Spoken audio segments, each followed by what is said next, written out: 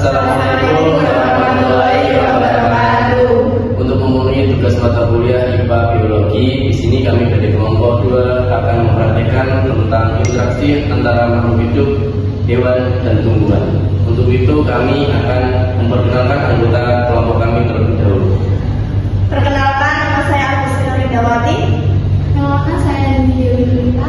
Perkenalkan, nama saya Sania Mawira Musaida. Dan saya Rian Kurnia Suci. Saya Yuni Bagisa. Saya Livia Meratu Nadia. Saya Revina Andini.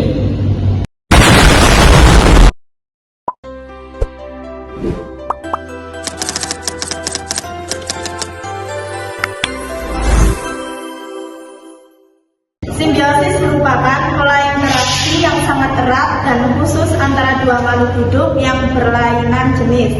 Simbiosis terdiri dari 3 macam, yaitu Yang pertama yaitu simbiosis mutualisme, yaitu interaksi antara dua jenis makhluk hidup berbeda yang saling menguntungkan.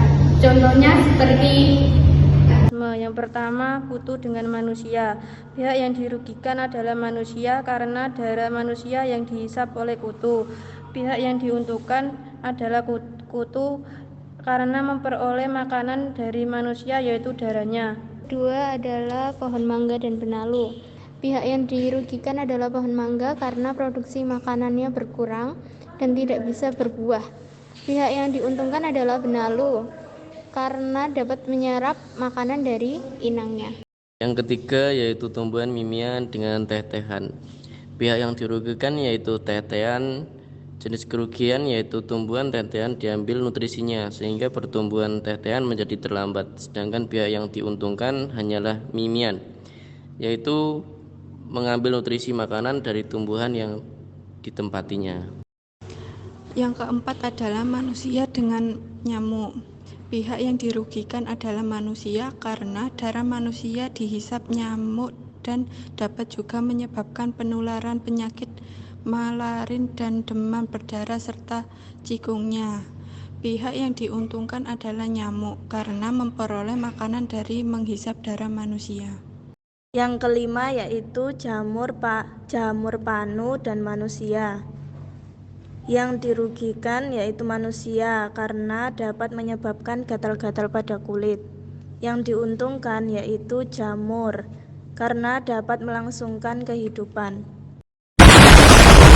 Selanjutnya adalah yang kedua, simbiosis komensalisme merupakan interaksi antara dua jenis makhluk hidup berbeda, di mana salah satunya mendapatkan keuntungan, sedangkan yang makhluk hidup lainnya mendapatkan kerugian dan keuntungan. Contoh simbiosis komensalisme yang pertama yaitu anggrek dengan pohon randu. Pihak yang diuntungkan yaitu anggrek karena mendapat tempat tinggi untuk memperoleh cahaya matahari. Kemudian yang tidak diuntungkan atau dirugikan yaitu pohon mangga. Yang kedua, sirih dan tumbuhan inangnya. Pihak yang diuntungkan sirih karena mendapat tempat tinggi untuk memperoleh cahaya matahari. Sedangkan yang tidak diuntungkan atau dirugikan tumbuhan inang. Contoh yang ketiga yaitu tumbuhan paku dan pohon jati. Pihak yang diuntungkan adalah pohon paku karena pohon paku dapat mendapatkan sinar matahari untuk melakukan fotosintesis. Sedangkan makhluk hidup yang tidak diuntungkan dan tidak dirugikan yaitu pohon jati. Keempat, tumbuhan paku, tanduk rusa, dan inangnya. Pihak yang diuntungkan yaitu tumbuhan paku, tanduk rusa karena mendapatkan cahaya matahari yang lebih baik. Jenis makhluk hidup yang tidak diuntungkan atau dirugikan yaitu tumbuhan inangnya. Yang terakhir, udang dan mentimun laut. Pihak yang diuntungkan adalah udang karena mendapatkan sisa-sisa makanan dari timun laut. Kemudian jenis makhluk hidup yang tidak diuntungkan atau dirugikan adalah timun laut. Yang ketiga atau yang terakhir, simbiosis parasitisme merupakan interaksi antar dua jenis makhluk hidup berbeda, di mana salah satu makhluk hidup mendapatkan keuntungan sedangkan yang lain dirugikan. Contoh simbiosis mutualisme. Yang pertama, kupu-kupu dengan tanaman berbunga. Pihak satu yang diuntungkan yaitu kupu-kupu karena mendapat nektar dari bunga. Pihak dua yang diuntungkan yaitu bunga karena membantu penyerbukan. Yang kedua, semut rangrang dan tumbuhan. Pihak satu yang diuntungkan yaitu semut rangrang karena dapat membuat sarang pada tumbuhan. Pihak kedua yang diuntungkan yaitu tumbuhan karena melindungi tumbuhan dari serangan hama. Yang ketiga yaitu lebah dengan bunga. Pihak pertama yang diuntungkan yaitu lebah karena mendapat nektar dari bunga. Pihak kedua yang diuntungkan yaitu bunga karena membantu penyerbukan. Yang keempat yaitu ular sawah dan petani.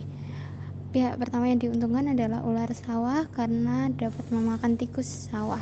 Pihak kedua yang diuntungkan adalah petani karena dapat mengusir hama tikus. Yang kelima, kerbau dan burung jalak.